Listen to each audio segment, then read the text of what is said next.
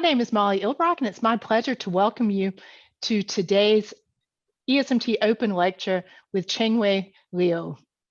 He's an associate professor of strategy here at ESMT, and he is going to tell us a little bit more about success, about skill and luck. I'm hoping to learn a lot today, and I'm very excited to have our media partner, Harvard Business Manager, and our moderator, Ingmar Höhmann, who is the senior editor of Harvard Business Manager. So we're excited to be a part of the Berlin Science Week today. And Ingmar, I will turn over to you. Thank you so much. Bill Gates, Steve Jobs, Jeff Bezos. In management, we like to learn from the best. We read books about hero stories and autobiographies of successful managers.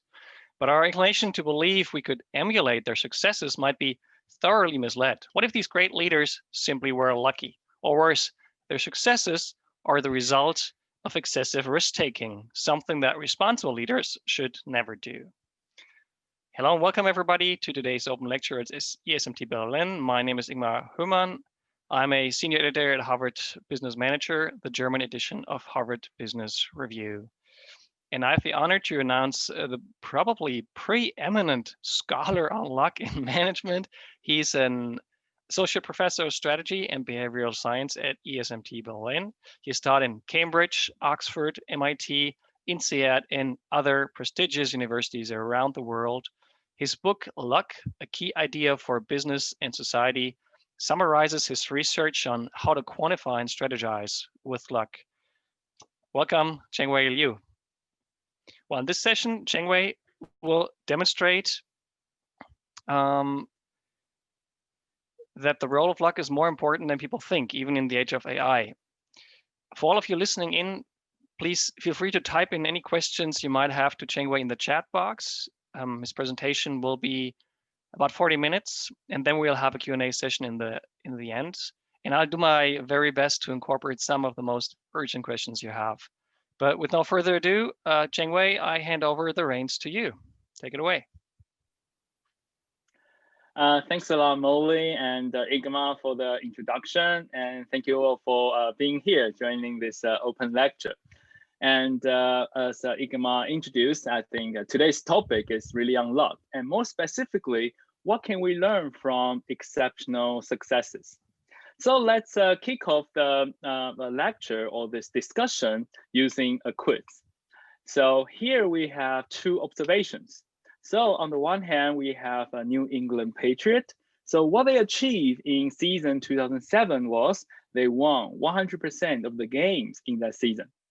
And on the right-hand side, we have Chicago Bulls. So what they did in that one season, just across the year, 95-96, they won 88% of the game in that season. So now, of course, both performances are pretty exceptional. But if I want you to choose one of them to be the more impressive one, meaning that they're a better team and they're also likely to have better performance in the future, which one are you going to pick? So of course, well, unfortunately, due to COVID, we cannot have this interaction face-to-face, but thanks to Zoom, we also have another way to interact more effectively. So now I'm going to launch this quiz as a poll. So I'm just launching it, so you will be able, you should be able to see this question on your screen. Which performance is more impressive? So you have two options: New England Patriot versus Chicago Bulls. So please input your answer.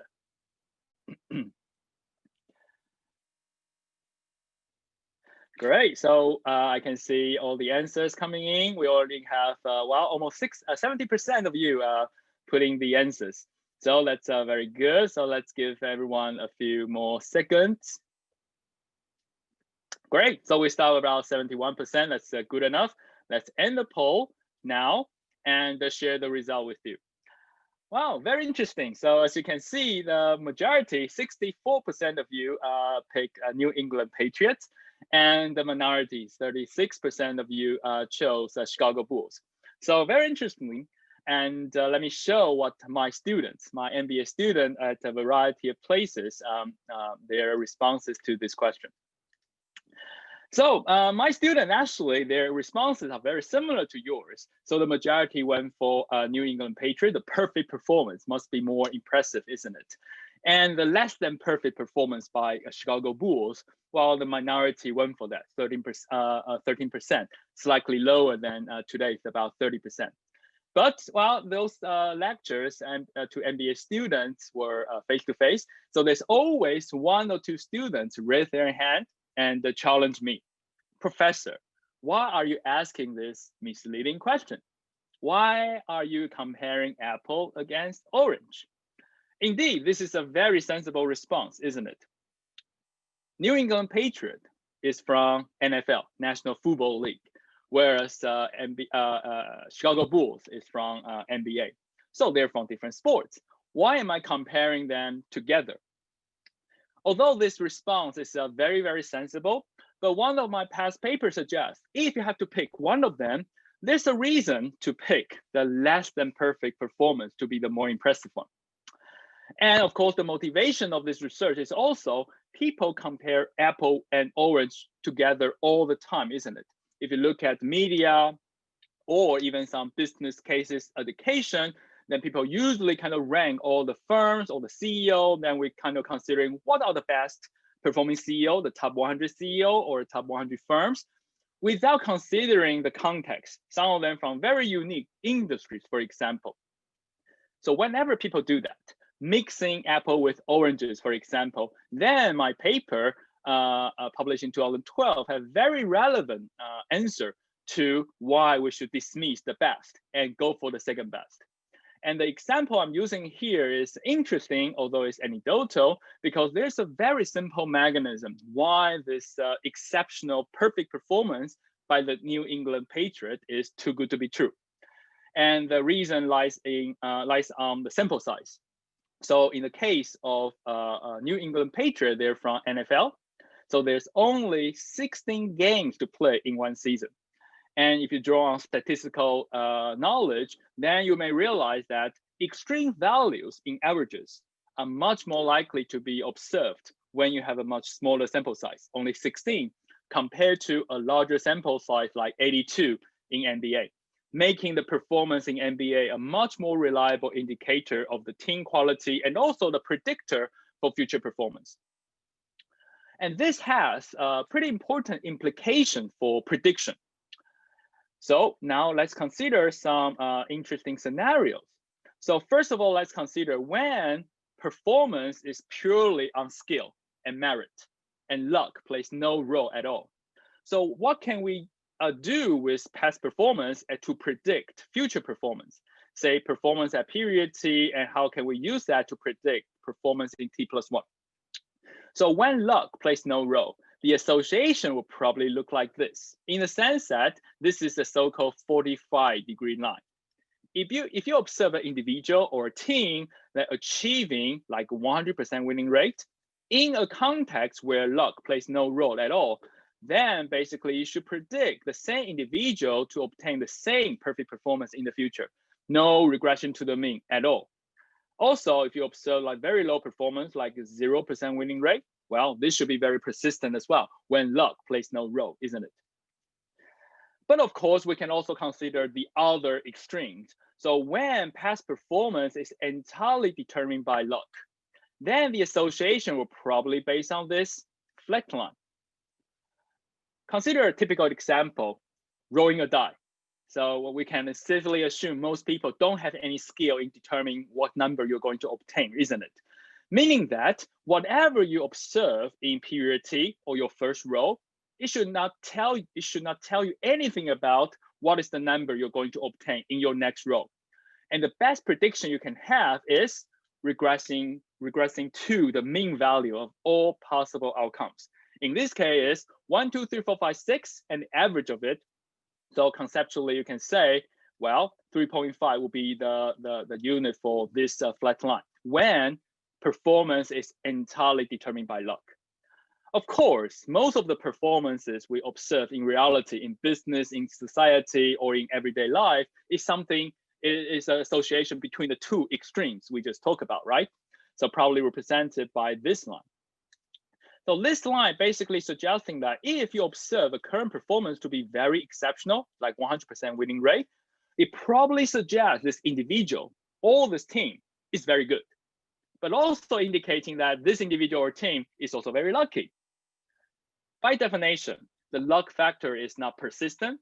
So in the next performance, the future performance, the luck factor will be gone, meaning that this regression to the mean is going to happen. So perfect performance or 100% winning rate is likely to follow by less extreme performance, regressing downward to the mean, say 75%. And also very low performance, like 0% winning rate, is going to regress upward to the mean. The bad luck is also not going to be persistent, isn't it? So this is meaning that while the association is flatter than the 45-degree line, but also steeper than the flat line. And my research, which I just show you, just take one step further to demonstrate this role of luck.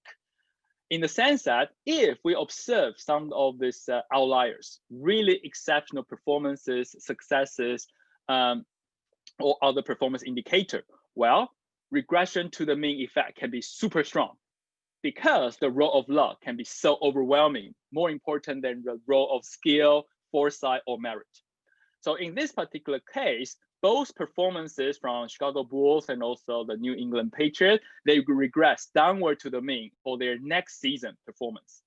However, the more unreliable one, the New England Patriots, they regress downward to the mean much more than the Chicago Bulls. And this generates this kind of an interesting effect called the less is more effect. This is really indicating that this excellent success, exceptional success may be too good to be true. So their future performance can be disproportionately lower than, you can say, the second best. So this is a less is more effect we're going to focus on today. And of course, the example I just show you is the anecdotal one, right? If you're the fan of New England Patriots, for example, you may be very unhappy with my explanation. And of course, my research goes beyond this anecdotal example. So I actually collect the systematic evidence from a variety of different contexts, from entertainment, say music industry, movie industry, innovation like academic citation or patent citation, or auto racing like Formula One, NASCAR, and business, of course. And of course, we don't have time today to cover all the results, but feel free to send me an email if you want to know more about the result. But today we're going to cover two data sets. On one hand, the Billboard data is very nice to illustrate the role of exceptionally good luck in successes in the music industry, whereas the Formula One data is a very good illustration of the role of bad luck among the drivers. So we're going to focus on these two particular data sets.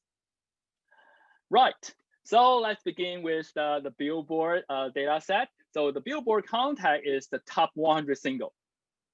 And of course, the performance carrier of the musician or the artist behind, right? So now let's consider the analysis or the result I'm going to show you is identical to what I showed you before, this conceptual graphs I show you. So here on the horizontal axis is the current performance for the musician. What is the performance of their current single, right? From the top performance is #1 single to the lowest possible performance in this chart on this chart is 100. So the musician, their current single rank. And then the vertical axis is the expected future performance of the same musician. What is the expected rank for the same musician, their next single, isn't it? So now let me have or launch another quiz. So given your understanding or your prediction of the music industry, should you expect the association to resemble more to a 45-degree line, reflecting your belief that luck plays no role in music industry? Or if you believe that being at the right place at the right time is super important in the music industry, then your belief should reflect a flat line. So let's launch the poll to show what your guess is. So I just launched the poll, so you should be able to see it now. And so the question, let me rephrase, is, well, for the Billboard top 100 musician, so what their association in their performance should look like between current and the future performance. And of course, if you believe luck doesn't matter, it should be closer to the 45-degree line. And if luck matters a lot, flatter or closer to the flat line. So I'll give you a few seconds to input your answer.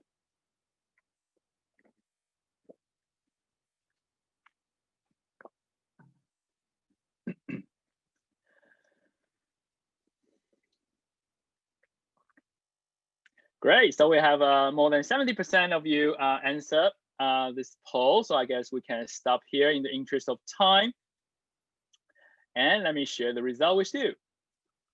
So the majority of you, 84% of you chose, well, this association should close to the flat line, meaning that luck is really important, being in the right place at the right time. And the minority, 16% of you went for, well, closer to the 45-degree line. That's pretty nice. Let's take a look at the result and see how it goes. Well, does that surprise you? I think based on this result, we can probably conclude the majority of you had a very good intuition of what's going on in the music industry. Talent matters, but probably not much. The overall association is pretty flat, isn't it?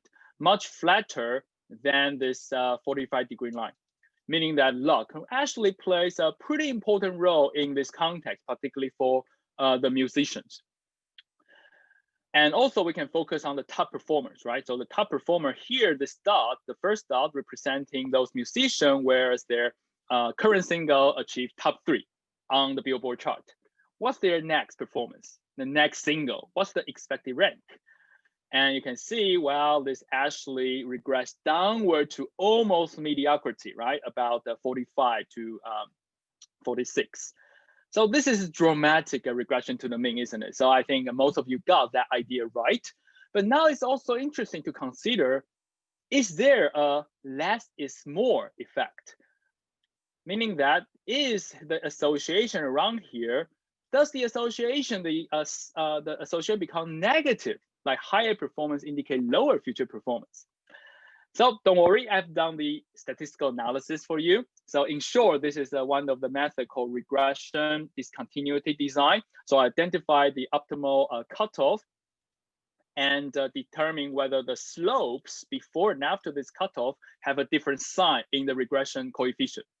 And then basically that's what we found. So there's actually a significant regime change around this cutoff between around 22. So this means that for the normal range of performance from like 100 to 22, all is fine. Regression to the mean happened, but higher current performance indicate higher future performance as well. That is consistent with our intuition, heuristic, etc., right? However, for the top of the top, like top 21 singles, for those musicians, their performance association is pretty curious. Basically, higher current performance indicate lower future performance, negative correlation. How could this happen? So let me give you a hint. This gentleman. So anyone, well, probably now you recognize who he is, right? He actually got a Billboard top 1 single. And it's very famous for that MTV, isn't it? So yes, he's a Gangnam Style. The musician is a Korean musician, Psy. And now what this example indicates or reflects, how that kind of tells us about the mechanism, or what does it take for a musician to obtain a Billboard top single? Marketing research actually already share a lot of insights about what does it take to achieve number 1 in music industry and also movie industry. Very often this virus spread happen. It's a word of mouth effect and so on and so forth. And or you can generalize that as a success, breeds success dynamics. A single or a cultural product like a movie happen to have initial success, and then this word of mouth kind of trigger the success, breed success dynamics, generating this runaway process that enables some of these cultural products like music, single, to achieve this top 20 performance. But now the question for us is that to what extent we should attribute this exceptional success in the music industry to the person involved, and to what extent we should attribute that to the being at the right place at the right time. And this analysis basically suggesting, well, that here may be the danger zone, in the sense that luck plays a much more important role than strategic planning, the talent of the musician, and so on and so forth, to such extent that after they obtain this exceptional success, there's very little chance they can replicate that in the future, and also generating this less is more effect. And very importantly, you see this kink, right? So this is a rationale to focus on, well, forget about the top performer. If you really want to identify the hidden gems in this industry, focus on those less exceptional success, the second best, because they are really likely to be the musician. They obtain this high but not exceptional performance without help or without this kind of virus spread or this runaway process, making their high performance also more indicative of their merit and also persistence in their performance. And of course, this is also indicating their future performance is actually the highest compared to the top. So if you want to invest, the second best is a much better target. And now let's change the union analysis. Another quiz will be coming. So you can think about it now, the same data set, the Billboard data set, but now let's consider not the musician, but the firm behind them. So many of them probably study business or run business, right? So this is also very important, right? The musician is like your strategic human capital, but you are the owner or the manager of your firm. You also want to understand from, for example, the record label perspective, to what extent successes should be attributed to the manager, and to what extent to, well, being at the right place at the right time, isn't it? So now the same analysis, same analysis, but different union analysis. Now it's not musician, but the record label, current performance versus future performance. Now let's launch another poll. You can probably foresee what the question would look like, right? Two options.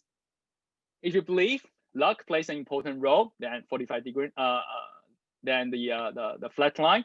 If luck does not play an important role, then 45-degree line.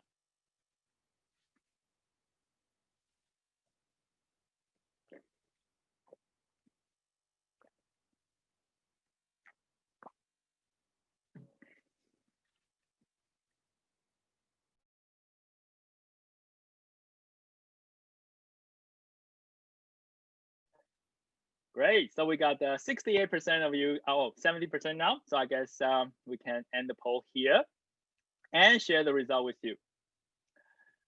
62% of you, the majority, went for closer to the 45-degree line. So that reflects your intuition for the majority that luck does not really play a very important role when we change the union analysis from the musician to the record label, right? And of course, 38% of you chose closer to the flat line. So let's take a look at the result. Does that surprise you? So I guess the majority of you have a very sharp intuition. You're right. As long as we're talking about performance, again, in the normal range, right? In this case, about 100 to top 13. Here, you can see the association is very steep. Of course, luck still matter, because when the association is flatter than the 45-degree line, it means that regression to the mean occur, meaning that also luck plays some role. However, it's very close to the 45-degree line. And the rationale or the underlying mechanism is very clear, probably consistent with the intuition of many of you, right? Firms, of course, they have resources, and these resources are very important for promoting their musician, the single. Basically, the rich record label can buy the airtime. So there should be very strong consistency or persistency between their current performance and the future performance. And of course, low resourceful, not so resourceful record label, their performance is also very persistent, but on the lower end. But the question is, if we focus on the top of the top, if you observe a record label or a firm for that matter, obtaining this exceptional success in this context, in this music industry, you probably should not attribute this exceptional success to their foresight, their investment, or whatever. Again, this is a very dramatic decline, suggesting that exceptional success in this industry really require exceptional luck. No one can really prepare for that, design it so much. So that reflects this a very strong, much stronger, less is more effect compared to the musician level. So this music industry analysis ends here, but of course we can generalize this finding to other contexts, right? Whenever you can observe this very strong rich guy richer dynamics or success, pre-success dynamic in a context. So technology or software is probably another very interesting context. Like this is one of the articles I wrote for the BBC and highlighting this, when and why we should forget about the top performer or the best and focusing on the second best. Because this actually has a lot of implication for rewarding, to reward your top performer, top employee, and to what extent you should learn from them, like a benchmarking and so on and so forth.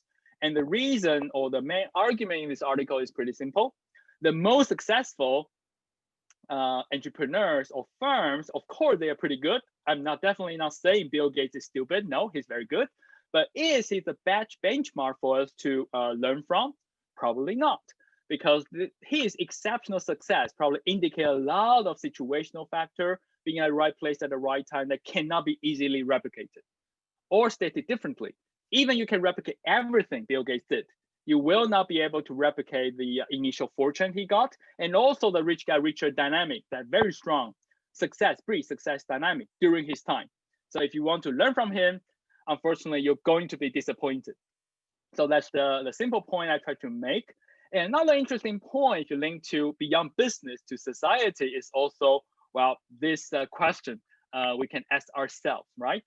So what is the association between, say, well, life achievement, well, you can say wealth accumulated, and merit, or whether you're smart.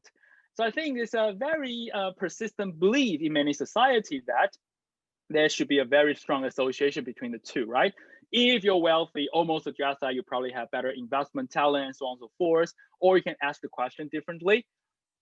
If you're so smart, why aren't you richer? You can definitely imagine this question to be asked by people like President Trump, right? He believed that, of course, his wealth indicates he's so great and he's so smart. But actually, when you realize that a lot of the wealth accumulation in modern societies kind of reflect this rich guy richer dynamic, very strong pre-success dynamic. Now the question should be asked differently. If you're so rich, why aren't you so smart?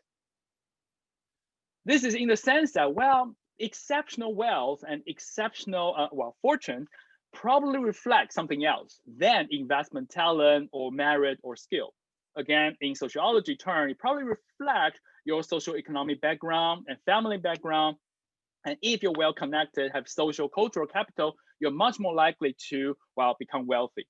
But then it's really need to compare counterfactually to, well, potentially more talented person compared to those the richest people. And then can they make it? And I think many sociology and their evidence will suggest that probably not. And again, whenever this mechanism are present, this less is more effect is also likely to be observed. Then, of course, this have very important implication for society, in particular, the redistributed policy, right? Like the tax implication and the social security implication as well. Great, so let's see some of the implication from the Billboard data and also good luck. So shall we move on to, well, what about bad luck? So it turns out auto racing is a very good context to demonstrate the role of bad luck, particular Formula One racing. And the data here is analyzed slightly differently compared to the Billboard because we had to focus on the same season so that the change of the driver do not matter that much. So again, but the conceptually is the same. Driver within a season, their current race rank, and how can we use that to predict their next race rank for the same driver? Again, the final quiz of the day. What's your guess? The association, very steep or very flat? Let me launch the poll just now.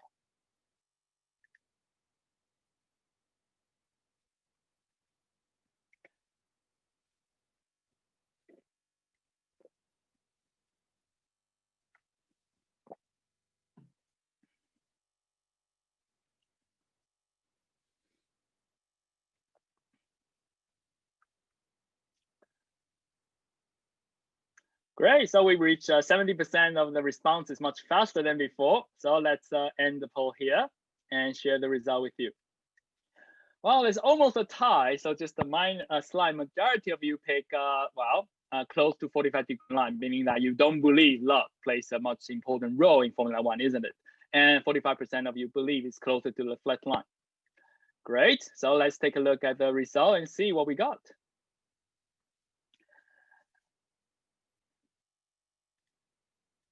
overall, I think, again, the majority of you probably is correct. This is actually regression to the mean occur, but overall, the association is pretty steep, quite close to the 45-degree line. Particularly if we focus on the top, like if you have a driver, like currently top 1, well, you can imagine Lewis Hamilton, for example, then the next performance on average is still top 3 on the podium. So this means that the top performance in this context is a pretty good predictor and also indicator of driver skill.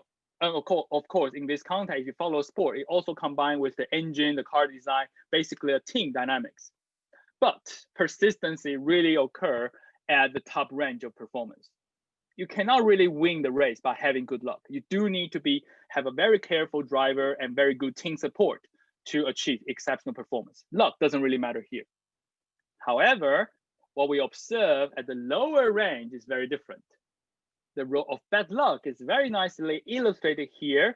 If a driver have a very low performance, getting no point, for example, then the next performance is not the lowest. It actually regress upward to the mean so that the pattern appears to have this Nike shape pattern. The worst is not the worst. So let me introduce the mechanism, then we can think about what is the meaning of bad luck. So this really related to the mechanism of selection. And this is one of the best paper to illustrate that. So think about a selection system. Well, most organizations have a selection system, right? Like linking to promotion or hiring. Among all the candidates, obviously you will impose some selection criteria and you promote or select or hire the better one among all the candidates, right? However, this article highlights a side effect of selection, diversity reduction. So those who being selected, they are all good and on average better than all the candidates consider. However, they're also more similar to each other. And now this paper consider the top manager in one system, in education system, but then you can also consider in business, those managers who survive multiple rounds of selection eventually end up entering the top management team or the CEO. This mechanism suggests that they are all very good. But the difference among these top managers probably so small that's indistinguishable. Then you observe performance differences among these executives. Shouldn't you attribute those performance differences to being in the right place at the right time or wrong place at the wrong time? Because there's no difference among them. Again, I'm not saying those executives are incompetent. No, they're all very good, but there's no difference among them. This is the key mechanism. And back to Formula One, this also holds for these Formula One drivers, isn't it? Most of them, or if not all of them, have to survive multiple rounds of selection, Formula 1 3, Formula 1 2, for example, before they can enter this top of the top, Formula 1 racing. So when these exceptional failures occur, it's unlikely that you can attribute that to very careless driver or their incompetence. It's more likely something beyond their control happened. So if they're allowed to compete again, then their performance, of course, regress upward to the mean a lot. And this also tells us a lot about in business, how people misattribute failures. Because when an executive or coach of a sport team experience some failure, very likely to be being terminated or fired. So basically suggesting that in reality, you may not be able to see this regression upward to the mean effect, but that is a source to generate this wrong beliefs and superstitious belief, isn't it? So to link these two studies together, the Billboard one and also the Formula One, and also to this classic study, the romance of leadership, then the implication is pretty clear. The misperception or misattribution are most likely to occur for the very high and very low performance. So this chart, based on this study, suggests that, well, for the perceived successes, very high performance, and the perceived failures, people are more likely to attribute them to the leaders involved. But the data I show you in the Billboard and also in Formula One, these exceptional successes and failures, they are most likely to indicate the greatest impact of good luck and bad luck. So in comparing to the study shown here, this is exactly when people are likely to, well, make mistaking luck for skill when evaluating successes and failures.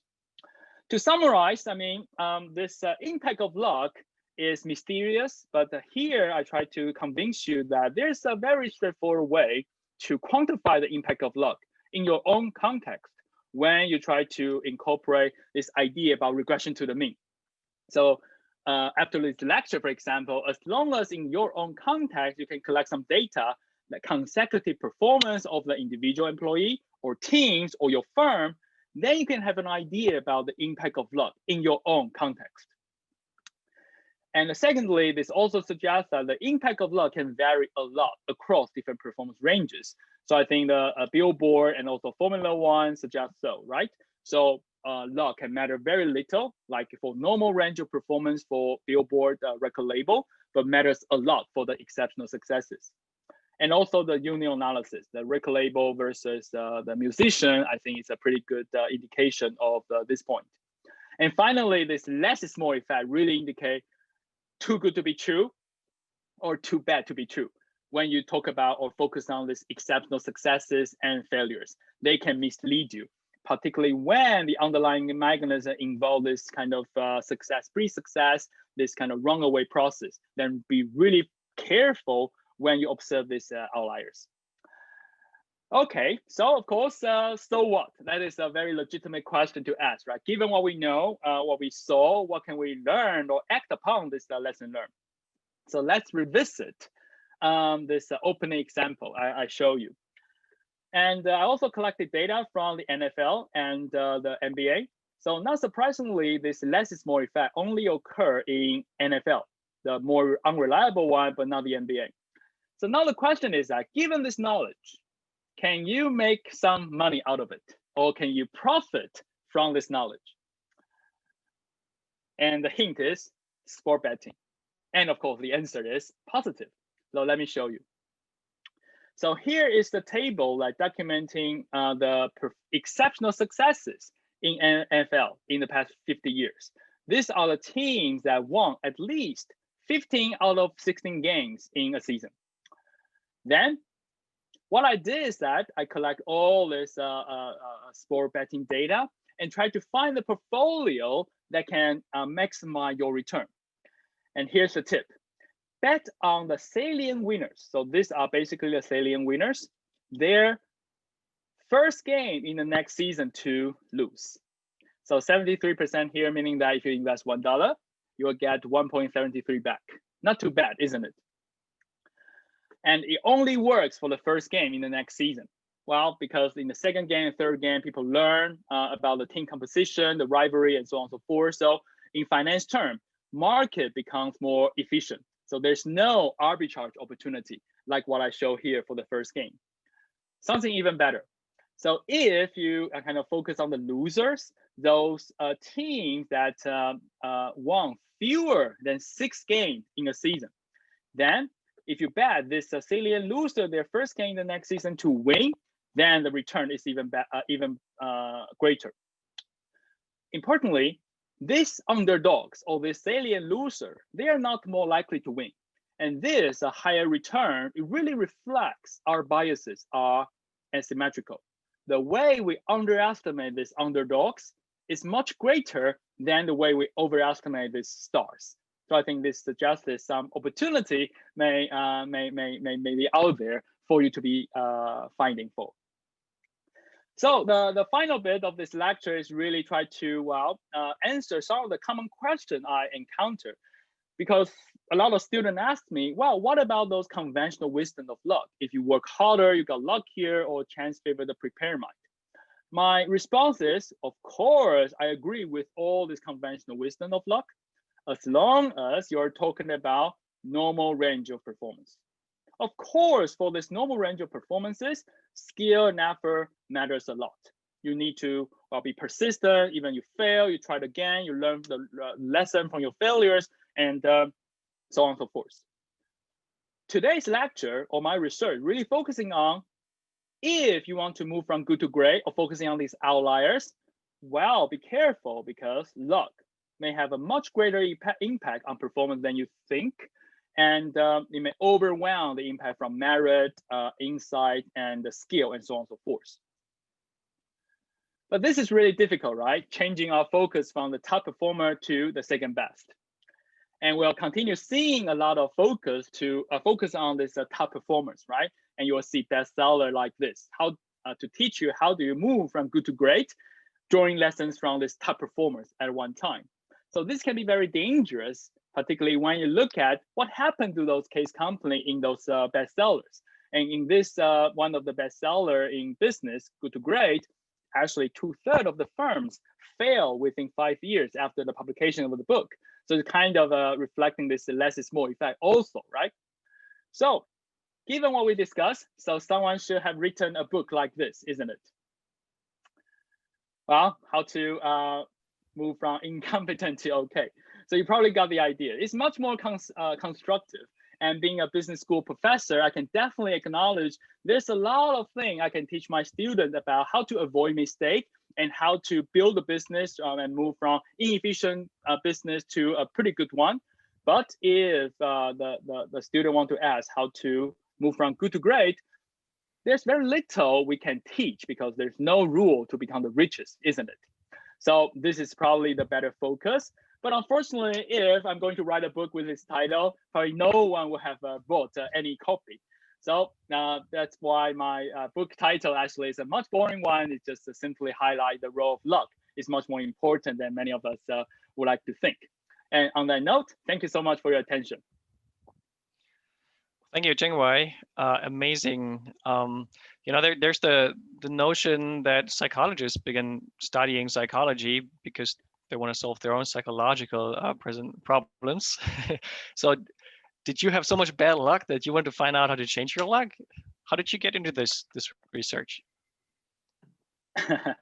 Yeah, so I think I'm always try to, well, I think from when I was a kid, I always have this kind of little bit contrarian mindset. I try to do something different. So when I did my PhD in Cambridge, of course, the first year I tried to read widely, right? Then I found in business, a lot of people study like dynamic capability, strategic resources, and so on and so forth, and how that enables successes. But then, I mean, that's incomplete, right? Because if you look at some of the data, at best, this industry factor or resource factor can explain at most 60% of the performance variances. And then the rest is kind of like the luck factor, right? But no one really touched upon that. So I think, well, probably I can study the role of randomness, luck in business. But of course, a lot of my advisor or friends and peers, they found this is interesting, the role of luck, but they do not believe that this can promise an academic career. So fortunately, I was lucky enough that proved that belief was not entirely correct. So now I have some potentially useful ideas that can be shared with you. But I think, yeah, this is one of the mindset probably I can encourage many, I usually encourage many of my students to consider, trying to find an idea that appears to be useful or true to you, but very few others agree with you.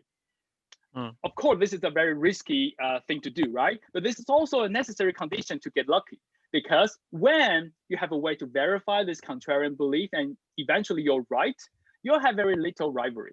So no one will do the same thing like you. So you can win big as a result. But don't forget about the risk part. This is a being a contrarian is a very risky move for most business and well, researchers. But how do I use this research? I mean, you said we should do sports, bet on sports teams, right? So there's one question, did you try to put your theory into practice and earn some money betting on spectacular winners or losers? But I mean, that's the one question, but the other question is like more in besides that, how can we use that? If we want to become more successful in life, become more successful as a manager or somehow in our work life, what will we do? Yeah, that's a very valid question and very important one, right? I think my answer is also reflected in my final graph I show you. If you're a manager and also that your goal is not to like achieving this exceptional success, then definitely a lot of conventional wisdom of luck applies to all of us. I mean, you have to work harder and then you have to pay attention to this different information and so on and so forth, try to improve yourself, learn the right lessons from failures and experiences. What I'm talking about, the contrarian mindset, is really up to your goal. If you want to win big, then of course you need to consider something very different, right? That's the strategy lesson 101. You have to be different so that you can achieve higher return than your rivals. So I think this is a balance in applying the lesson learned here. It's really up to your goal. Okay, so you don't have an example how I can get lucky the next time I do something. Okay, I do have some example, and I try to apply to my own in my own life as well. So while betting is one of them, of course, I didn't want to mention too much of that because I don't want to appear to encourage betting too much. But 4 years ago, well, that's when Brexit and Trump happened, right? So I earned some money out of it. And obviously from my, well, profile or from my, well, the way I share some of my ideas, obviously I'm against Brexit and I'm against Trump, but I bet some money that Brexit will happen and also Trump will happen. So this is one of the contrarian mindsets. So always try to find what is the opposite that you potentially can profit from that. Of course, I'm very sad that both happened 4 years ago. But on the other hand, I also slightly better off because I got some, well, hedge, right? I make some money out of it. And the other interesting example may be, well, you can consider a intellectual exercise. How can you win or increase your chance of winning or expected payoff for a lottery game? There should be none, right? If you consider, if it's a fair lottery game, all the numbers appear randomly. There should be no way to beat this, well, the game developer, right? However, here's a hint based on data that you can try to think about. If you have to play, always pick numbers greater than 31. And the reason is, if you look at the data, you'll see a very interesting pattern change or regime change in the choice pattern of lottery numbers. So the frequency is much higher between number 1 and 31, and those 32 to 48 are much less likely to be picked. And the reason now is probably obvious to many of you, because when many people bought lottery numbers, they try to pick this number related to the birth month, birthday of their own, or their many meaningful ones, right? So this kind of belief is fine per se. However, if you're the strategist, then give you an opportunity by avoiding those popular number, right? And pick those less frequently chosen number. Let me make it very clear. Adopting this contrarian strategy in this particular example will not increase your chance of winning. But when you win, or when you're lucky enough and win, then you don't have to share. And that's how you enhance the expected payoff when playing this lottery game. So I think this example captures several aspects I just shared, right? This contrarian mindset. And so I hope that's potentially useful for some of you. You know, some time ago I talked to Ernst Fehr from the University of Zurich. He's a behavioral economist, and I confronted him with your idea that luck plays a crucial role for success, and he didn't agree. He said success has 3 components. Well, luck is one, but skill and persistence are more important. Like imagine a student flunking his exam, and then he's disappointed he doesn't try the second time. Another student, well, flunks. Yeah. And then he passes, and then he goes out there, applies, and becomes a successful manager. So Fair says it's persistence is so much more important. So we shouldn't, you know, luck is just a small part of our success. Is that true? Yes. Oh yeah, I would agree. If his example just involved this kind of normal circumstances, right? Like a test result or like a career choice for the juniors. But again, if we talk about the most exceptional successes that attract a lot of our attention in business, like the top CEO, the most exceptional entrepreneur, then I guess that's when my idea and finding becomes more relevant, right? We're talking about like Billboard, like today with Billboard top 10, top 15 singles, or in other contexts, like the movie that have the highest box office. Then if we focus on these outliers, then I believe my ideas are more applicable. It's not like you can be very, very persistent that enable you to achieve this exceptional success. There's something beyond that is needed, which is luck. I'm just going to post a link to that interview in the chat. And we have so many questions. It's kind of hard to pick the right ones. Let me take one which I found interesting, or which is what is your definition of luck? Can all the effects?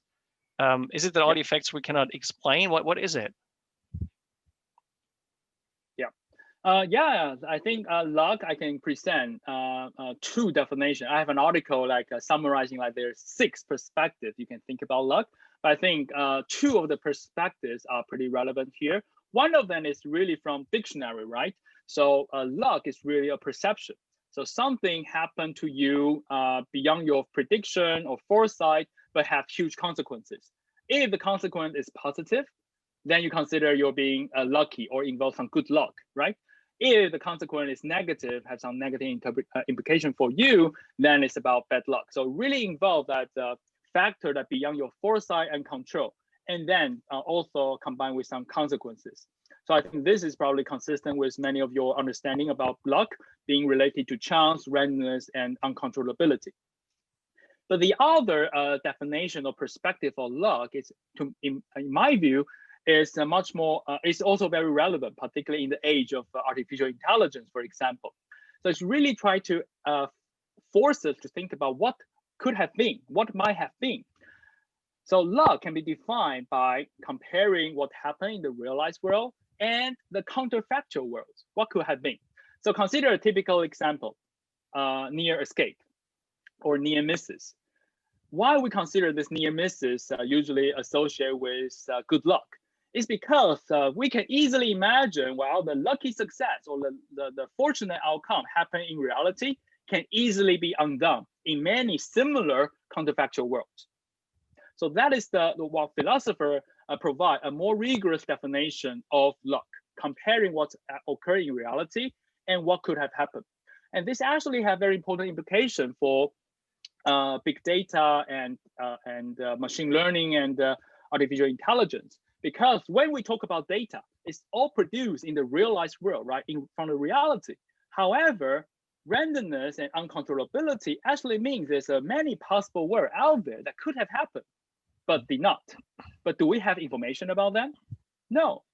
Then by definition, when you focus only on the data you have, you underestimate luck in the sense that you underestimate what could have been. That means that there's a lot of potential learning traps and improbable learning from the machine learning algorithm. And that's actually my current research focus, in the sense that how this algorithm bias actually resulted from this underestimating luck or what could have been. So I think this is 2 potentially useful definition of luck people can think about. Okay. Here's one more question for you. What about luck in research? How much does luck influence publishing research in high impact journals or having successful research grant applications? Luck or skill? Yeah, if you want to me to give a quick answer, luck matters, but matters again, very similar to the Billboard data, happen again at the top performances. So I actually have the result, but I did not include a slide in today's presentation. If you're interested, you can send me an email. But the pattern is really similar to the Billboard. So it goes up and then kind of flat out and goes down a little bit for the top performances. We're talking about the most cited journals and the most cited academics. They're not kind of declining like the Billboard record label that much, but flattening out. But the flattening out actually suggesting that becoming a very highly cited journal or becoming a very highly cited academics probably relies on achieving some of these outlier, 1 or 2 or some of their work being very highly cited.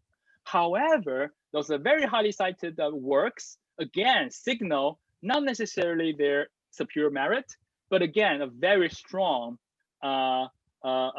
pre-success dynamic. Like if you publish a work and happen to being trendy, then you got more cited. And later on, a lot of cited just like almost for ritual instead of reading it carefully. But then this can again create this runaway process, right? Then they got a lot of citation as a result of this process. But what happened to their next work? According to the same analysis, it will suggest that, well, their next work is unlikely to replicate such success. So that's what this flattening out pattern shows, meaning that the role of good luck is also very important in academia for exceptional success. But of course, for most of the rest of us who are just diligent researchers, this result, of course, matters less. We still need to do our homework and being really careful collecting and analyzing our data so that we got the citation we deserve, right? I think the implication is really more relevant for the institution.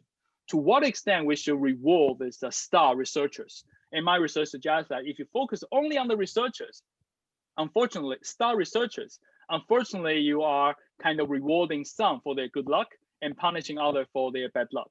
So again, this kind of inequality in academia, my research actually has some say about that. Are you a star researcher? No, I'm pretty much happier to be considered second best. Okay. Well, one last question from the audience. Does luck have the same meaning in different cultures? Oh yeah, definitely. That's another aspect of luck I explore in my PhD research. And though interestingly, I think the lottery example I think is a good one because like a superstitious belief like in between like the Chinese culture. I'm from Taiwan, so in Taiwan, for example, a lot of people will associate bad luck with number 4, for example, because its pronunciation is similar to death. And they really want their car plates, for example, to have a lot of 8s because the pronunciation is similar to making a fortune. Whereas here, like number 13 is considered very unlucky, right? So actually, given this different culture and different belief, you can kind of modify the strategy I introduced to you, in the sense that you can pick the number not just greater than 31, but also depending on where you bought the ticket. Like if you're in Taiwan, try to avoid the overpopular one, the number 8. And try to buy more number 4. And here in the Western country, you can you can try to increase your weight on number 13 because a lot of people will avoid that as well. But definitely all this different culture, they kind of formulate different beliefs about luck differently. And that's related to the individualist culture and the collectivist culture as well. Okay, Friday 13th. It'll be a while until that comes up again. Well, running out of time. Indeed. Chengwei, thank you so much. I've learned today, as a fan of Football Club of Cologne, that Bayern Munich, for example, is not going to win the Champions League again. That was surely an outlier last year. I've learned that I should not found a software company like Bill Gates. No chance to repeat that success. And that I shouldn't strive to be great, but rather work on my incompetence to become somewhere medium successful. I know that might be an oversimplification, but I guess there's some truth to it. So I have one last question for you to wrap up. What was the luckiest thing that happened to you this year? Well, yeah, this year in many ways a very unfortunate year for all of us, right? So a lot of plan was disrupted and so on and so forth. We're supposed to meet face to face, for example, for this event, but unfortunately we can also only meet via Zoom. But it's a very nice event. Well, I think the most fortunate thing happened to me this year is that I got my first baby in March, and fortunately, really lucky for us is that he was born right before the lockdown, and that also the corona this crisis kind of enabled me to spend a lot of the time with my baby. So that is very tiresome, but also very rewarding. So overall, I consider that it's luckiest occasion for me during this year. I can relate. Well, congrats, of course. Thank you so much for ending on that positive note, Chengwei. So I look forward to talking to you sometime soon. Thank you, everyone, for following this lecture. Check out ESMT's website for more to come, or visit harvardbusinessmanager.de for more news on management science. And well, I guess I wish you all a lucky and successful future. Bye.